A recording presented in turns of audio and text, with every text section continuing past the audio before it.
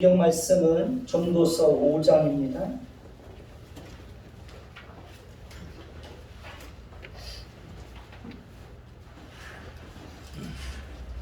전도서 5장 1절부터 7절 말씀을 읽겠습니다.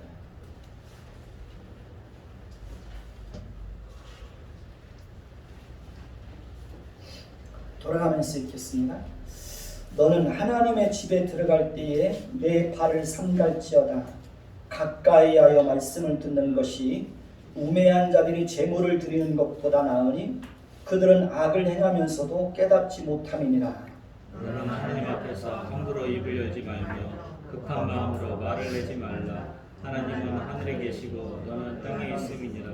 그런즉 마땅히 말을 적게 할 것이다. 걱정이 많으면 꿈이 생기고 말이 많으면 우매한 자의 소리가 나타나느니라. 내가 하나님께 소원하였거든 갚기를 더디게 하지 말라. 하나님은 우매한 자들을 기뻐하지 아니하시나니 소원하는 것을 갚으라. 소원하고 갚지 아니하는 것보다 소원하지 아니하는 것이 더 나으니 내 입으로 내 육체가 범죄하게 하지 말라. 사자 앞에서 내가 소원한 것이 실수라고 말하지 말라. 어찌 하나님께서 내 목소리로 말미암아 진노하사 내 손을 멸하시오. 꿈이 많으면 헛된 일들이 많아지고 말이 많아도 그러하니 오직 너는 하나님을 경외하라. 성수양 목사님 바라보고 앉아.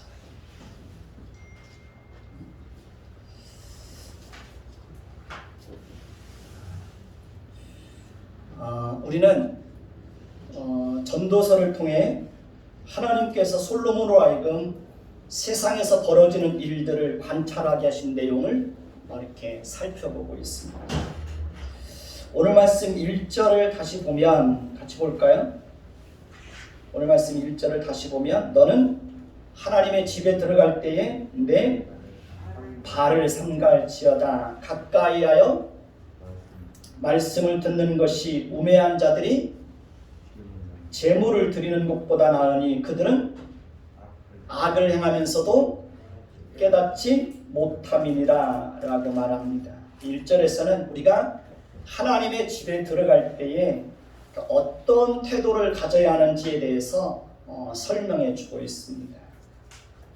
하나님의 집에 들어간다고 하는 것은 하나님의 성전에 들어가는 것을 말합니다.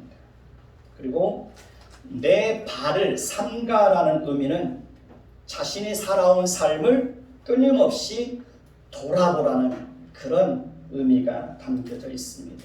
그렇죠. 우리는 우리 자신이 살아온 삶의 모습들을 어떻게 해야 됩니까? 끊임없이 돌아보아야 됩니다. 돌아보고 잘못된 것이 있다면 반성하고 또 돌이키려는 노력들이 있어야 됩니다. 1절을 다시 보면 가까이하여 말씀을 듣는 것이 우매한 자들이 무엇을 드리는 것보다 재물을 드리는 것보다 낫고 더 가치 있는 것이라고 말하죠. 우리가 하나님께서 합당하게 여기시는 예배를 드리기 위해서는 자기의 삶에서 먼저 말씀을 듣고 순종하는 일들이 우선되어져야 합니다.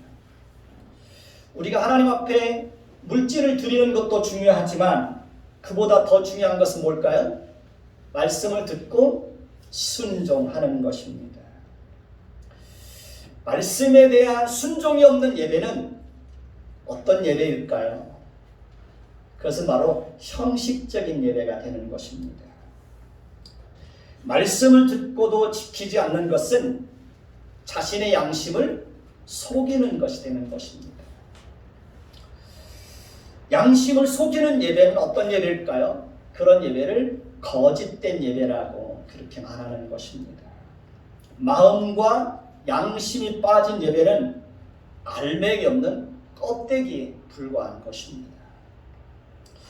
양심을 속이고 하나님을 예배하는 것은 하나님이 보실 때에 위선에 해당되는 것입니다.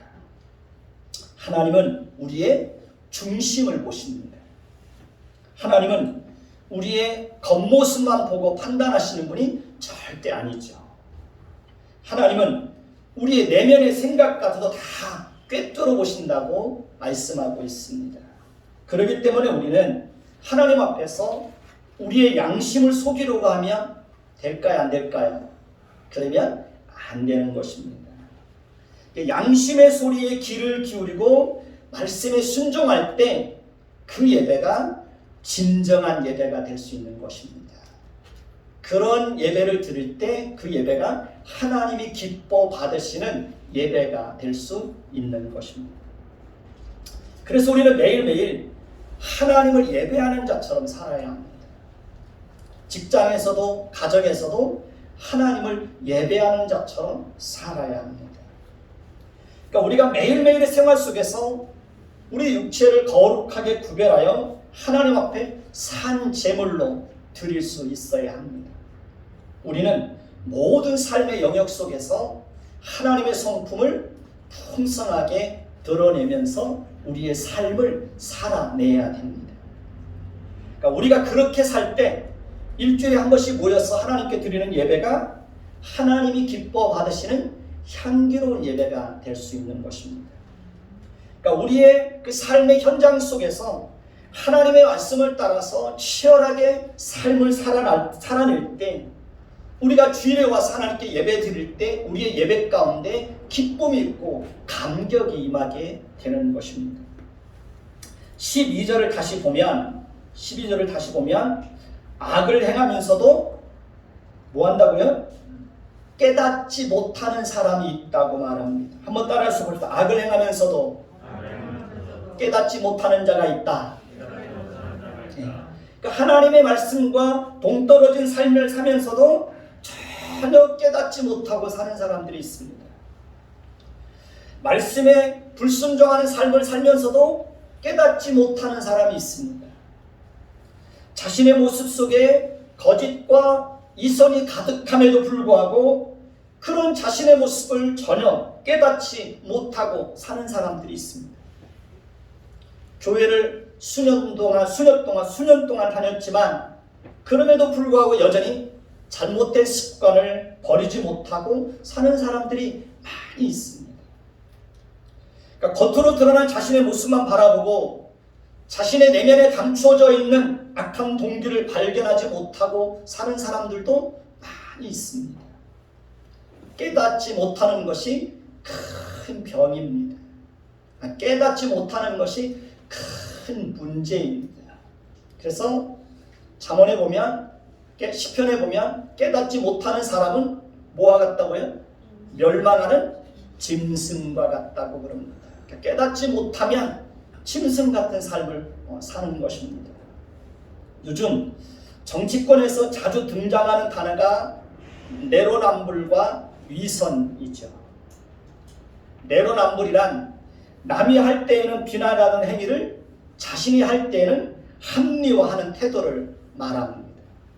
문제는 본인들의 태도와 말이 그렇게 완전히 달라졌음에도 불구하고 자신들의 그런 달라진 태도와 말에 대해서 전혀 깨닫지 못하고 있다는 겁니다. 과거에 자신이 어떤 말들을 했는지를 돌아보지 않는다는 거예요. 자신들이 과거에 했던 주장이나 태도를 되돌아보고 끊임없이 반성하는 모습이 있어야 그래야 정치가 발전하고 나라가 발전할 텐데 그런 모습을 찾아보기가 참 어렵습니다. 여전히 내로남불입니다. 우리는 하나님을 예배할 때마다 우리 자신의 모습을 말씀의 거울 앞에 비추어 보고 끊임없이 우리 자신을 돌아볼 수 있어야 하는 것입니다. 말씀을 들을 때마다 말씀의 거울 앞에 우리 자신의 모습을 비춰보고 잘못된 것이 있다면 끊임없이 돌이킬 수 있어야 됩니다. 그 사람이 하나님을 사랑하는 사람입니다. 말씀을 듣고도 돌이키지 않는 것은 우리 마음속에 하나님을 사랑하는 마음이 없기 때문에 그러는 것입니다. 우리는 끊임없이 변해야 됩니다. 변해야 가정이 사는 거예요. 변해야 우리 자신이 살고 변해야 하나님이 주시는 참된 복을 받을 수가 있게 되는 것입니다. 2절을 볼까요? 2절을 같이 봅니다. 시작. 너는 하나님 앞에서 함부로 입을 열지 말며 급한 마음으로 말을 내지 말라. 하나님은 하늘에 계시고 너는 땅에 있음이니라. 그런즉 마땅히 말을 적게 할 것이다. 전도자는 이제 우리가 하나님 앞에서 합당한 예배를 드리기 위해서 구체적으로 어떤 삶의 모습을 가지고 살아야 하는지에 대해서 교훈해 주고 있습니다. 그러니까 전도자는 우리에게 하나님 앞에서 함부로 입을 열지 말며 급한 마음으로 말을 내지 말라고 합니다. 그리고 마땅히 말을 적게 하라고 합니다. 우리가 그렇게 해야 하는 이유는 하나님은 어디에 계시고 하늘에 계시고 우리는 땅에 있기 때문이라고 말합니다. 말을 적게 하라는 것은 말을 할 때 신중하라는 겁니다. 우리는 하나님과 사람 앞에서 자신이 지킬 수 없고 할 수 없는 말을 경솔하게 하면 될까요? 안 될까요? 그러면 안 되는 겁니다. 우리는 내일 일을 모르는 사람들입니다. 우리는 무엇을 약속해도 그 약속을 지키지 못할 때가 있습니까? 없습니까? 약속을 지키지 못할 때가 많이 있습니다. 우리는 무엇을 장담을 해도 실제로 그것을 이루지 못할 때가 많이 있습니까? 없습니까? 많이 있습니다. 하나님은 전능하신 분입니다. 우리는 한없이 무지하고 연약하고 무능한 존재입니다. 우리는 한 치 앞도 내다보지 그러나 우리는 한 치 앞도 내다보지 못하는 자입니다. 하나님은 모든 것을 아십니다. 그러나 우리는 한 치 앞도 내다보지 못하는 자입니다. 하나님은 창조주이고 우리는 피조물입니다. 그렇기 때문에 우리는 하나님 앞에서 경솔하게 마치 자신의 힘과 능력과 의지로 무엇이든지 할 수 있을 것처럼 자신만만하게 얘기하면 됩니까? 안 됩니까? 그러면 안 되는 겁니다. 우리의 의지와 결심이라고 하는 것은 순간순간 무너질 수밖에 없고 우리의 의지와 결심이라고 하는 것은 언제라도 무너질 수 있는 것입니다. 하나님께서 우리에게 끊임없이 은혜를 주시고 잘못된 길에서 돌이키게 하실 때만 우리는 하나님의 말씀을 따라서 우리의 인생을 살아갈 수 있게 되는 것입니다. 따라서 우리는 매일같이 잘못된 습관에 길들여지지 않도록 끊임없이 하나님께 은혜를 구해야 합니다. 우리 자녀들도 잘못된 습관에 길들여지지 않도록 하나님께서 간섭해 주시기를 늘 기도해야 됩니다. 우리가 그렇게 깨어있지 않으면 나도 모르는 사이에 잘못된 습관에 길들여지는 경우들이 너무 많아요. 너무 많습니다. 저도 마찬가지예요. 저도 하나님 앞에 매일 드리는 기도, 하나님 잘못된 습관에 길들여지지 않도록 하나님이 저를 늘 깨워주세요. 왜냐하면 저도 모르는 사이에 저도 그런 습관에 빠질 수 있기 때문에 그러는 것입니다. 우리는 하나님 앞에서 기도할 때에도 항상 깊이 생각하면서 기도해야 합니다. 우리의 욕심을 채우기 위한 것은 아닌지, 하나님의 말씀에 합당한 기도의 내용인지 깊이 생각해야 됩니다. 정말 우리의 영광을 위해서 기도하는 것인지 하나님의 영광을 위해서 기도하는 것인지 생각해야 합니다. 우리는 기도할 때 무엇을 위해서 기도하는지 분명히 알고 기도해야 합니다. 긴 시간 기도하는 것도 중요하지만 내가 하나님 앞에서 어떤 내용을 가지고 기도하느냐, 사실은 그게 더 중요한 것입니다. 우리는 기도할 때도 함부로 입을 열면 될까요? 안 될까요? 그러면 안 되는 것입니다. 우리는 어디 가든지 말을 적게 하는 연습을 해야 합니다.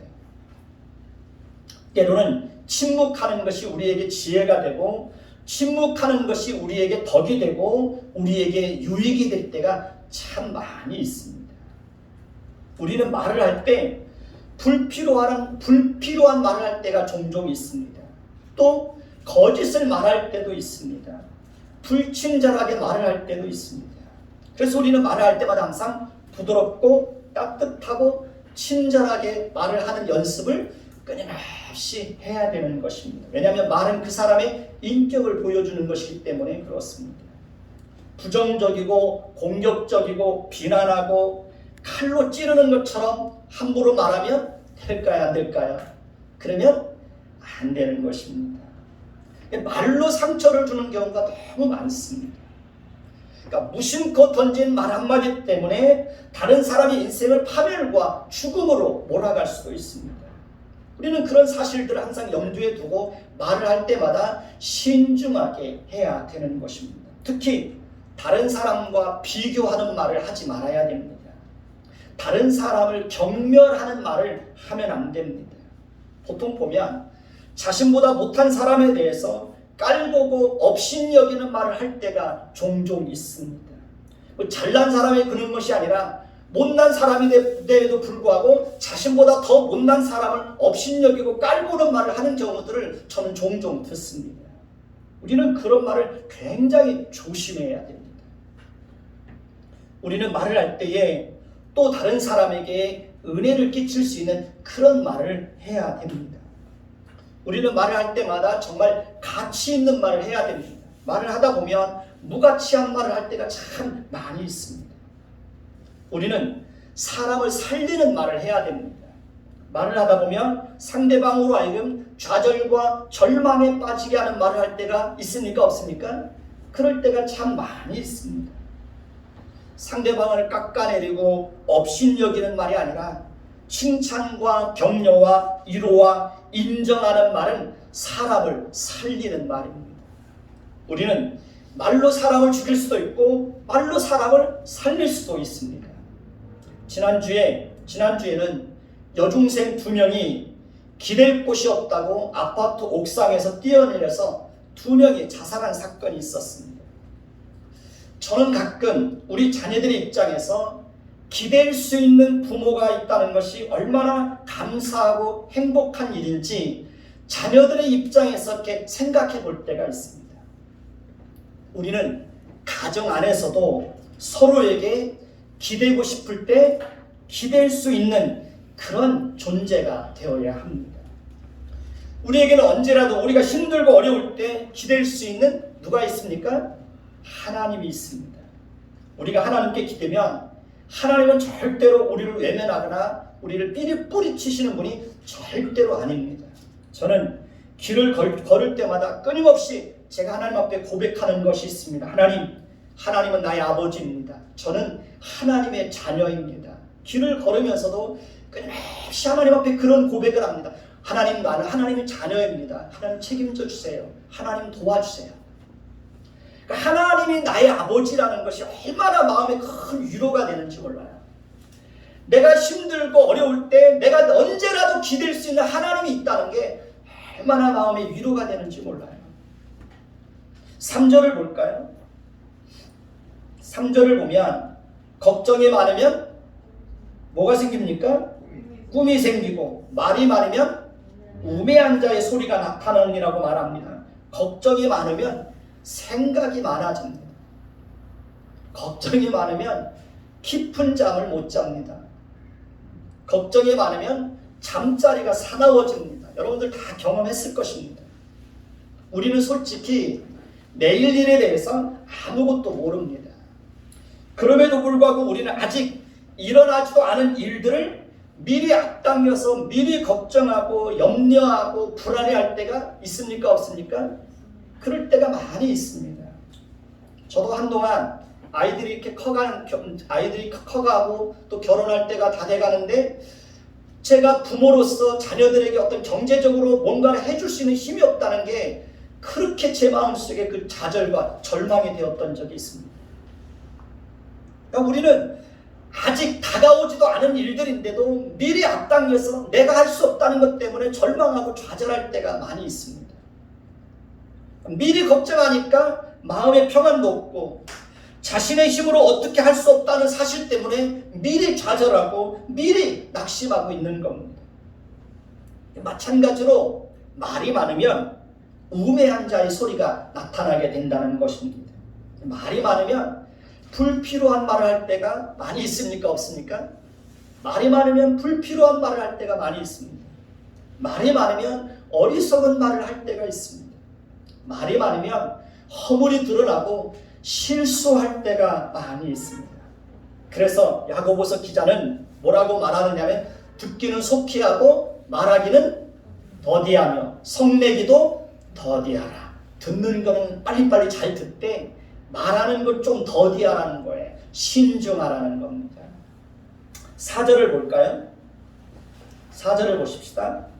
내가 하나님께 서원하였거든 갚기를 더디게 하지 말라. 하나님은 우매한 자들을 기뻐하지 아니하시나니 서원한 것을 갚으라고 말합니다. 전도자가 하나님 앞에서 함부로 입을 열지 말며 급한 마음으로 말을 내지 말고 마땅히 말을 적게 하라는 이유는 사람이 하나님 앞에 서원할 때에 신중하게 해야 될 것을 권면하기 위해서입니다. 그리고 서원을 했을 때 어떻게 해야 되는지를 알려주기 위해서입니다. 전도자는 우리가 하나님 앞에 서원을 했다면 어떻게 하라는 겁니까? 갚기를 더디게 하지 말고 서원한 것을 어떻게 하라는 거예요? 갚으라고 말합니다. 하나님은 우매한 자들을 기뻐하지 않는다고 말합니다. 우매한 자들은 서원을 하고도 갚기를 더디하고 아예 서원한 것을 갚지 않는 사람들입니다.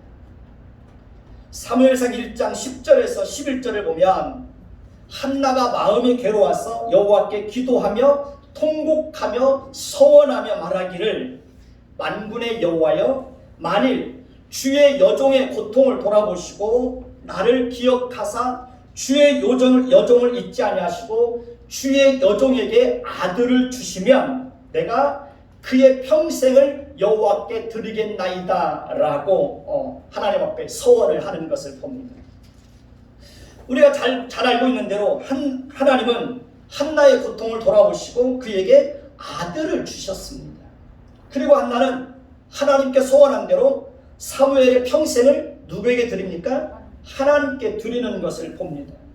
그러니까 한나는 하나님께 소원한 대로 하나님과의 약속을 성실하게 지킨 겁니다. 그리고 하나님은 한나가 사무엘을 하나님께 드렸을 때 하나님은 그에게 더 큰 은혜와 긍휼을 베풀어 주셔서 아들을 못 낳았던 여인에게 세 아들과 두 딸을 낳도록 하나님이 그렇게 태문을 활짝 열어주셔서 한나를 위로하는 것을 볼 수 있습니다. 우리는 하나님 앞에 소원한 것이 있다면 갚기를 더디게 하지 말아야 합니다. 그러니까 소원한 것이 있다면 반드시 갚아야 합니다. 우매한 자들은 소원하고 갚지 않는 자들입니다. 그러니까 신중하지 않고 경솔하게 말만 하고 지키지 않는 우매한 자를 하나님은 기뻐하지 않는다고 분명하게 경고하고 있습니다. 5절을 보십시다. 5절을 보면 소원하고 갚지 아니하는 것보다 소원하지 아니하는 것이 더 낫다라고 말합니다. 우리는 소원하고 갚지 아니하는 것보다 차라리 소원하지 않는 것이 더 낫다는 것입니다.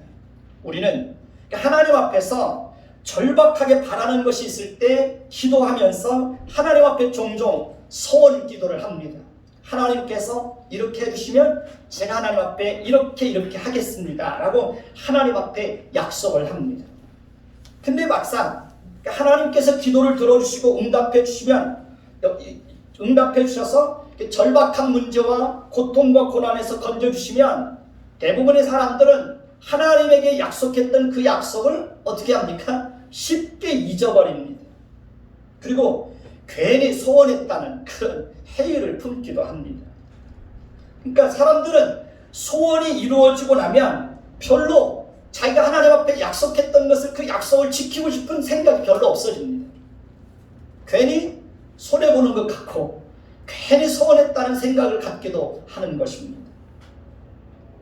하나님께서 우리에게 하나님에게 소원하고 약속한 것이 있으면 지키라고 말씀하시는 것은 하나님이 무엇이 부족해서가 아닙니다.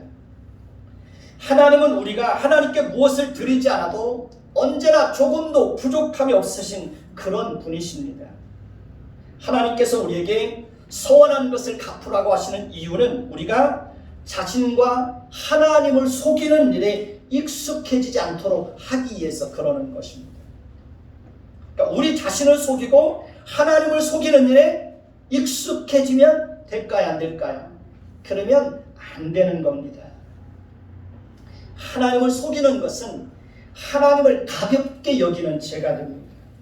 하나님을 절대로 우리에게 가볍게 여김을 받을 수 없는 크고 높고 위대하고 존귀하신 분입니다. 어떻게 피조물인 인간이 창조주이시고 전능하신 하나님을 어떻게 그 하나님을 가볍게 여길 수 있겠습니까? 하나님은 우리를 죄와 비참함과 영원한 심판과 지옥의 형벌로부터 구원하시기 위해서 자기의 하나밖에 없는 아들을 이 땅에 보내시고 그 아들에게 우리가 받아야 될 죄값을 담당시키시고 우리를 대신하여 죽게 하셨습니다. 도대체 자기 아들을 죄인들을 위해서 대신 죽게 하는 그런 사랑을 베풀 수 있는 사람이 이 세상에 누가 있겠습니까? 그러나 하나님은 우리에게 그런 사랑을 베풀으셨고 우리는 하나님으로부터 그런 위대한 사랑을 받아서 죄와 모든 비참함과 영원한 형벌로부터 구원받고 하나님의 자녀가 되어서 하나님을 아버지라 부를 수 있게 되었습니다. 우리는 하나님으로부터 그런 놀라운 사랑을 받은 자들입니다. 그러니 우리가 어떻게 나에게 그런 놀라운 사랑을 베풀으신 그 하나님을 우리가 어떻게 가볍게 대할 수 있고 우리가 어떻게 그 하나님을 속이려고 할 수 있겠습니까? 우리가 어떻게 우리의 마음의 생각까지도 꿰뚫어 보시는 그 하나님 앞에서 자신을 속이고 하나님을 속일 수 있다고 생각하겠습니까? 하나님은 우리를 위해서 자기의 아들을 내어주셨고 예수님은 우리를 위해서 자신의 생명과 피를 다 흘려주시고 십자가에서 죽으시고 부활하셨습니다. 이보다 더 크고 더 위대하고 더 놀라운 사랑이 어디에 있겠습니까? 그런데 우리는 하나님 앞에 무엇을 약속하고도 그런 하나님으로부터 놀라운 사랑을 받았음에도 불구하고 우리가 하나님 앞에 무엇을 약속해 놓고도 자신에게 손해가 된다고 해서 약속을 지키지 않고 미루고 있다면 어찌 우리 속에 하나님의 사랑이 있다고 말할 수 있겠습니까? 어찌 우리가 구원받은 하나님의 백성이라고 말할 수 있으며 어떻게 우리가 감히 하나님을 아버지라 부를 수 있겠습니까? 우리에게 베풀으신 하나님의 사랑과 그리스도의 사랑이 얼마나 크고 위대한지를 안다면 우리는 하나님 앞에 무엇을 드린다고 해도 아까울까요? 아깝지 않을까요? 전혀 아깝지 않습니다. 제 딸이 알바를 하면서 매달 그 작은 액수를 모아서 하나님 앞에 큰 돈으로 하나님 앞에 헌금을 드리고 싶다고 해서 매달 그렇게 적금을 넣나 봅니다. 근데 그 적금이 다음 달에 타는가 봐요. 한 50만 원에서 60만 원 정도 되나 봐요. 그러니까 우리 딸의 마음속에는 돈을 모아서 하나님 앞에 목돈을 드리고 싶은 생각이 있었던 거예요. 그래서 이제 다음 달에 탄다고 그러는데 제 딸이 며칠 전에 저한테 전화가 왔어요. 아빠, 제가 이렇게 돈을 모은 돈이 있는데 청소년 사역을 위해서 그 돈을 드리고 싶다고 그런 얘기를 하더라고요. 저는 솔직히 우리 교회에 드렸으면 좋겠는데 제 딸은 청소년 사역을 위해서 건물을 짓는데 자기가 그것을 건축 헌금으로 드리고 싶다는 거예요. 제가 그래서 기꺼이 그렇게 하라고 했습니다. 딸의 결정을 존중해 주는 거죠. 저는 그 마음이 너무 이뻐요. 그 마음. 알바에서 힘들게 알바를 하면서 그 중에서도 적은 액수를 모아가지고 하나님 앞에 그 목돈을 드리고 싶어하는 그런 마음들이 너무 기쁜 거예요. 너무 기쁜 거예요. 아마 우리 딸은 그 약속을 지킬 거예요. 그러니까 우리가 하나님 앞에 약속을 했으면 하나님과의 약속인 거예요. 사람과의 약속도 아니고 하나님과의 약속이라면 더더욱 하나님 앞에서 우리가 약속한 것이 있다면 그 약속을 지키려는 노력을 해야 되는 것입니다. 내가 매일 기쁘게 사회자인 아나운서 최선규 집사의 간증을 들은 적이 있습니다. 그는 대학교 다닐 때 불교 학생회 회장을 지냈다고 합니다. 여러분들 그 인터넷에 들어가가지고 최선규 씨 치면은 금방 나올 겁니다. 그는 집안에 절을 가지고 있었고 외갓집의 사랑채에도 절을 꾸며놓을 정도였다고 합니다. 그러니까 외가와 본가 모두 불교 집안이고 예수 믿는 사람이 단 한 사람도 없었다고 합니다. 그러니까 처가댁도 철저하게 불교 집안의 가정이고, 그래서 그는 교회 다니는 사람은 인간 취급을 안 했다고 합니다. 그는 예수를 믿지 않아도 너무 잘 나가고 잘 살고 있었기 때문에 교회에 갈 이유가 전혀 없었다고 합니다. 그는 교만으로 가득해 있었고 아나 무인이었다고 합니다. 그의 집안에서는 딸이 무척 귀했다고 합니다. 형도 결혼해서 아들만 낳고 사촌들도 모두 아들만 있고 자신도 결혼해서 첫째 아들을 낳았고 둘째 딸을 낳았다고 합니다. 그러니까 딸이 귀한 집안에서 딸을 낳았기 때문에 모든 그 가족의 모든 구성원들이 그 딸에게만 관심이 집중되었다고 합니다. 그의 아버지는 손녀딸이 태어나자 병원에서 만세 삼창을 불렀을 정도로 그렇게 그 집안에 딸이 태어나는 것에 대해서 그렇게 기뻐했다고 합니다. 그런데 그 딸이 3살 되었을 때 집 앞에서 모래를 가지고 놀다가 그만 2.5톤 이삿짐 차에 치여서 그 자리에서 즉사하는 사고가 발생했다고 합니다. 그는 토요일에 그 생방송을 진행하고 있었다고 합니다. 그는 생방송이 끝나고 스텝을 통해서 딸이 교통사고로 생명이 이독하다는 전가를 받고 아버지에게 전화를 했더니 평상시에 그렇게 밝고 명랑했던 아버지가 대성통곡을 하더랍니다. 그는 딸이 대림 성모병원에 응급실에 있다는 말을 듣고 방송국에서 병원까지 가는데 평상시 같으면 10분이면 갈 수 있는 거리인데 토요일 퇴근길까지 겹쳐가지고 차가 중간쯤에 서 있는데 꼼짝도 하지 않더랍니다. 그러니까 그는 그때 그 상황 속에서 자신이 할 수 있는 것이 아무것도 없더라는 거예요. 그리고 그는 자신도 모르게 자신이 그렇게 미워하고 싫어했던 하나님의 이름을 크게 부르면서 당신이 살아있다면 내 딸을 한 번만 살려달라고, 내 딸을 살려주면 당신이 시키는 것은 무엇이든지 다 해야겠다고 차 안에서 울면서 하나님 앞에 정말 싹싹 빌었대요. 당신이 살아있다면 내 딸을 한 번만 살려달라고, 내 딸을 살려주면 당신이 시키는 건 뭐든지 다 하겠다고 그냥 손을 빌면서 하나님 앞에 애원을 했다는 거예요. 그는 자신이 우상 숭배만 하고 집안에 절을 3개씩이나 가지고 있었고 불교 회장까지 지냈던 사람이 왜 그 순간에 하나님의 이름을 그렇게 부르면서 내 딸을 살려달라고 했는지 자신도 모르겠다고 말하는 것을 보았습니다. 그리고 1시간이 넘어서 병원에 도착해 보니 어머니와 형수님과 형님은 응급실 바닥에 엎드려져서 딸 혜인이의 이름을 부르면서 통곡을 하고 있었고 자기 아내는 벽에다가 이발을 박으면서 울고 있었다고 합니다. 자기 딸은 환자를 옮길 때 사용하는 침대 위에 누워 있었고 이미 사망 신고가 내려져서 하얀 천으로 덮여 있었다고 합니다. 그는 무조건 딸을 안고 아빠 왔다, 너무 늦게 와서 미안하다, 여기는 내가 누워있을 자리가 아니야, 집에 가자, 집에 가자, 그렇게 애를 안고 30분 동안을 거의 미친 사람처럼 그냥 혼자 그렇게 막 울었다고 합니다. 아빠 왔다, 너무 늦게 와서 미안하다, 여기는 네가 누워있을 자리가 아니야, 집에 가자, 집에 가자. 얼마나 그 애절했겠어요. 이런 간증을 하는데 막 그 눈에서 눈물이 막 툭툭 떨어지는 걸 봤습니다. 근데 30분 정도 지났을 때 이상하게 느껴질 정도로 아이의 몸에서 온기가 돌기 시작하고 그 온기가 가슴에까지 전달이 되는데 그 느낌이 너무 좋아서 아이가 죽어도 좋은데 그 아이를 놓고 싶지 않더라는 거예요. 그리고 조금 있다가 아이가 꿈틀거리기 시작하더라고요. 그래서 그는 우리 아이가 살아있다고, 우리 아이가 살아있다고 의사들에게 소리를 치는데 아무리 의사를 불러도 의사가 한 사람도 오지 않더라는 거예요. 그리고 그 아이가 꿈틀거리면서 목에 뭔가 걸려있는 것 같아서 손가락을 입에다 넣고 뒷목을 치니까 이만한 핏덩어리가 뚝 떨어지더래요. 그때부터 아이가 숨을 쉬더라는 거예요. 아이가 가느다란 목소리로 이렇게 부르더래요. 아빠, 아빠, 우리 아빠지, 우리 아빠지. 근데 부모이기 때문에 그 소리를 들을 수 있더래요. 그 소리가 너무 좋아서 그 자리에서 그 아이를 안고 펑펑 울었다는 거예요.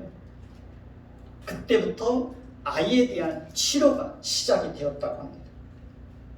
친구 부부가 그 소식을 듣고 병실을 찾아왔길래 자신의 경험을 얘기하니까 그 친구가 하는 말이 너 그거 하나님께 소원 기도한 거야 라고 하더랍니다. 최선규 집사는 한 번도 그 말을 들어본 적이 없어서 도대체 그 말이 무슨 말인지 친구에게 물었다고 합니다. 그랬더니 그 친구가 하는 말이 그것은 하나님께 약속하신 것이기 때문에 그 약속은 반드시 지켜야 하는 거야. 그 약속을 지키지 않으면 하나님이 네 딸 다시 데려갈지도 몰라. 최선규 집사는 그때 도대체 이 인간이 친구인지 원수인지 그 말이 너무 서운했다고 말합니다. 근데 그 말이 항상 마음에 큰 부담이 되었다고 합니다. 그리고 그 이후로도 딸은 2년 동안이나 병원에 있으면서 치료를 받았다고 합니다. 자기 아내도 자기 딸도 2년 동안 병원에 있으면서 많이 고생했다는 거예요. 그리고 최선규 집사는 그때부터 지인의 인도를 받아서 토요일에 아무리 술을 먹어도 주일에는 반드시 교회에 가서 그것도 맨 앞에서 세 번째 줄에 앉아서 예배를 드리기 시작했다고 합니다. 처음에는 엄청 졸았대요. 무슨 말인지 몰랐어. 그러다가 그의 인생의 결정적인 변화의 사건도 그의 딸 때문이었다고 합니다. 딸이 초등학교를 졸업하고 중학교를 갔는데 공부를 너무 못해서 뒤에서 몇 등 할 정도였다고 합니다. 그래서 아들과 함께 캐나다에 초기 유학을 보내게 되었다고 합니다. 근데 문제는 아들은 너무 적응을 잘하는데 딸은 너무 적응을 못하고 사춘기가 되면서 얼마나 방황을 하는지 걷잡을 수 없었다고 합니다. 딸이 하지 말라는 짓만 골라서 하고 머리카락은 일주일에 한 번씩 머리 색깔이 바뀔 정도였다고 합니다. 한국에 있으면서 전화를 받으면 늘 딸이 사고치는 전화만 받았다고 합니다. 그래서 캐나다에 가서 딸을 달래보기도 하고 때려보기도 하고 집을 나가라고 하면 아예 집에 들어오질 않는다는 거예요. 자기는 한국에 돌아와야 되는데 딸은 집을 나가서 안 들어오는 거예요.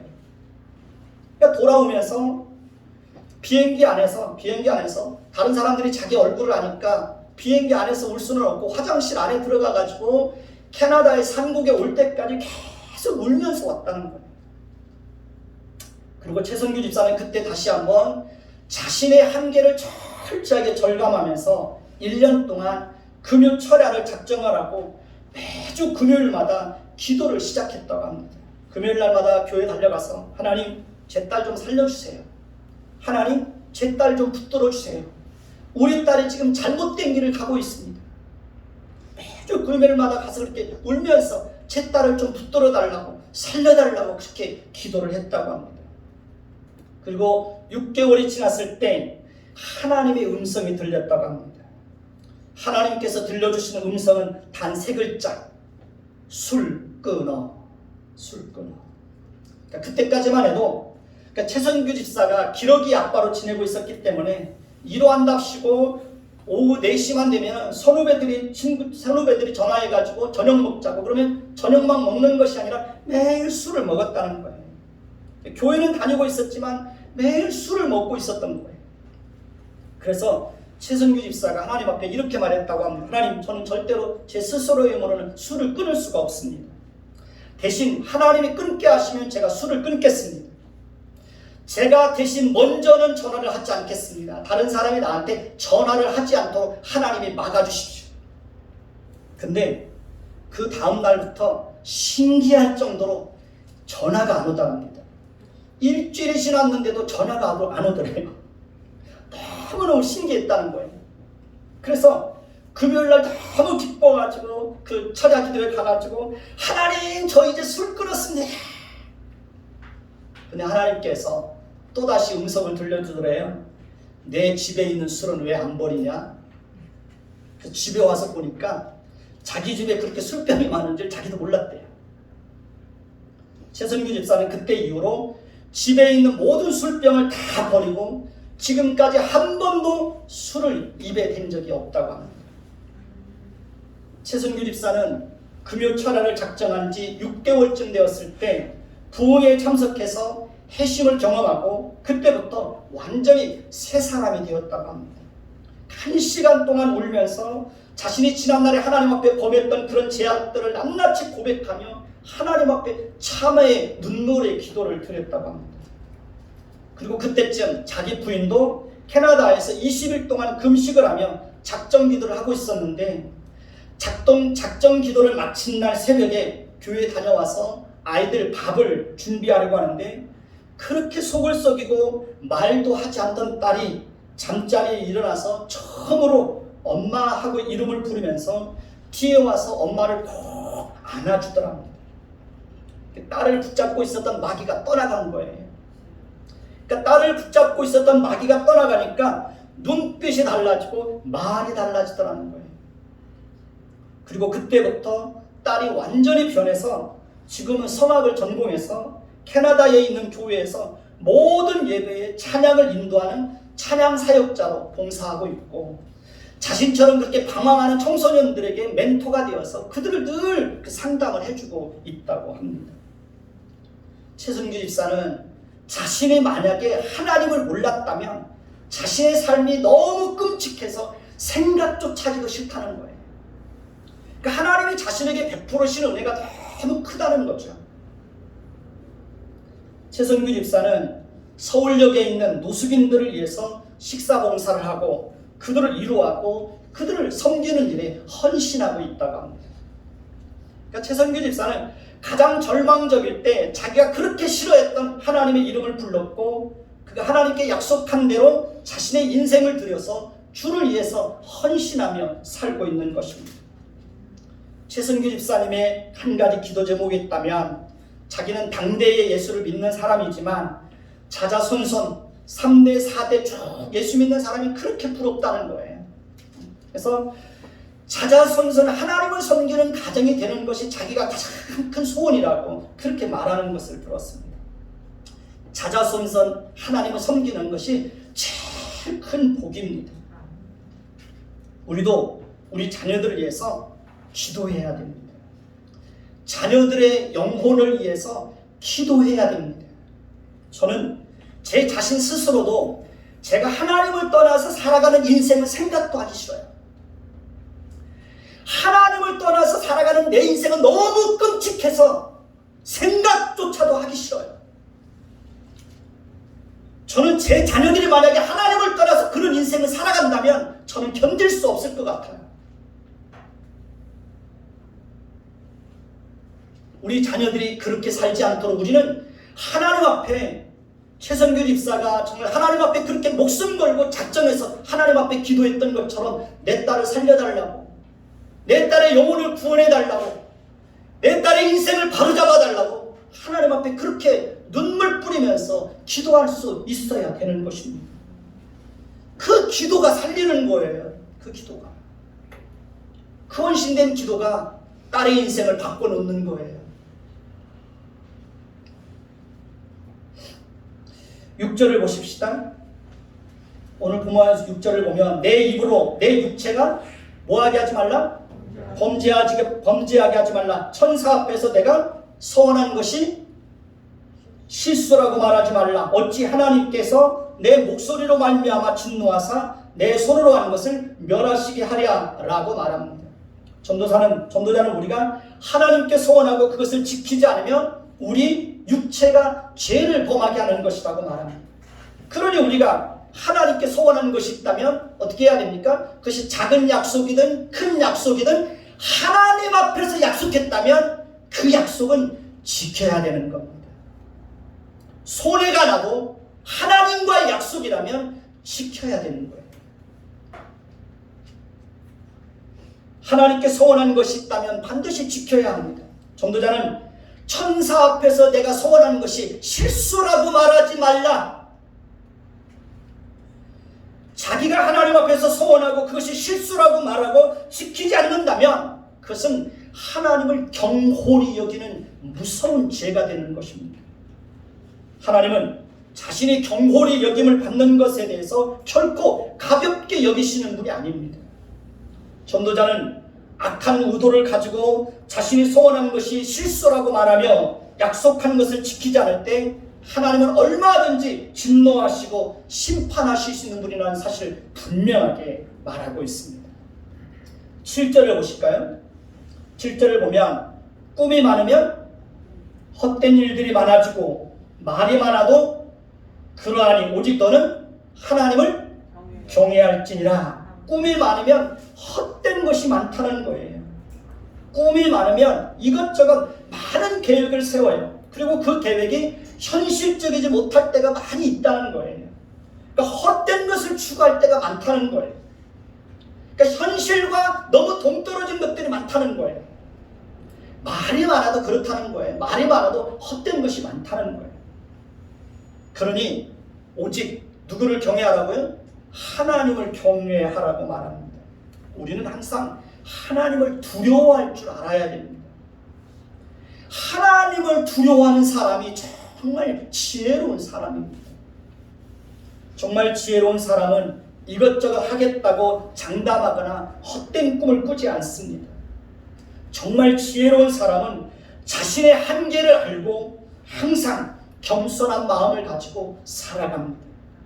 정말 지혜로운 사람은 말을 많이 하지 않고 항상 신중하게 말하는 사람입니다. 자기 자신을 늘 돌아볼 줄 아는 사람, 그리고 잘못된 것이 있다면 돌이키려고 하는 노력을 하는 사람, 그런 사람이 지혜로운 사람이에요. 우리는 끊임없이 우리 자신을 돌아보아야 돼요. 저는 오늘 새벽에도 6시에 일어나서 오전에만 해도 다른 목사님의 설교를 3편을 넘게 드렸습니다. 목사님의 설교를 들으면서 내 자신을 돌아보는 거예요. 여러분도 늘 말씀을 듣고 여러분 자신을 돌아보고 하나님 앞에서 늘 변하려고 하는 끊임없는 노력이 있을 때 우리가 사는 거예요. 가정이 살고 자녀들이 사는 거예요. 변하지 않으면 희망이 없어요. 희망이 없습니다. 옆 사람에게 말해보십시다. 우리 자신을 돌아봅시다. 그리고 변합시다. 변해야 됩니다. 변해야 됩니다. 기도하겠습니다. 하나님, 우리는 하나님 앞에 이런저런 급할 때, 다급할 때, 절망적일 때 하나님 앞에 이런저런 약속을 하며 하나님께서 그 고난과 고통으로부터 건져달라고 기도할 때가 많이 있습니다. 그러나 막상 하나님의 고통으로부터 건져주시면 우리는 그 약속을 까마득히 잊어버리고 또 지키지 않으려고 하는 그런 악한 의도를 가지고 또 지키지 않을 때도 있습니다. 하나님, 우리를 긍휼히 여기셔서 우리가 감히 하나님을 속이는 자들이 되지 않도록 하나님 도와주옵소서. 자신을 속이는 일에 익숙해지지 않도록 하나님 도와주옵소서. 하나님을 두려워하는 자가 지혜로운 자임을 깨달아 알게 하여 주옵소서. 우리 자신을 끊임없이 돌아보고 변화를 위한 삶을 살아갈 수 있게 하옵소서. 예수 그리스도의 이름으로 감사하며 기도드립니다. 아멘.